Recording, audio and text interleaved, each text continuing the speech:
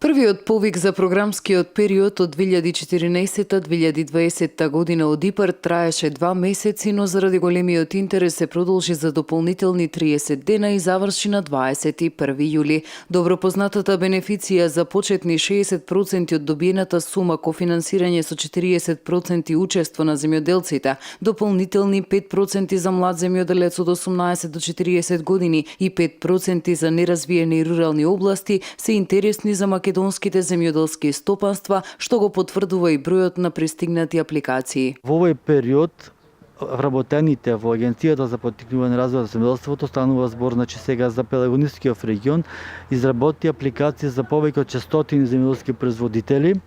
Ова бројка е веројатно поголема, затоа што зборувам само на ниво на агенција, ние што сме им помогнале да се изработат технички предлог проекти, да се комплетира документацијата која што е неопходна за да се аплицира по основ на оваа програма. Во 80 до 90% од апликациите биле за основна земјоделска механизација, поточно за трактори, дел за приклучна механизација и друга опрема. ИПАР програмата дозволува аплицирање по основ на истите програми, на истите мерки што се осуват по програмата, меѓутоа не за ист тип на механизација.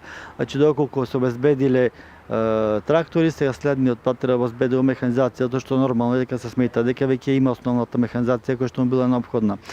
Со тоа што обезбедената земјоделска механизација преку оваа програма треба земјоделскиот производител да ја чува, да не ја оттугива, односно да функционира со таа опрема најмалку 5 години од денот на добивањето на опремата. Целта за развој на програмата е преку мешовитите земјоделски стопанства, односно досега програмата беше со грант за аплицирање само во градинарство и овоштарство, а од сега истата е со можности за полјоделството, односно житните и фуражните култури.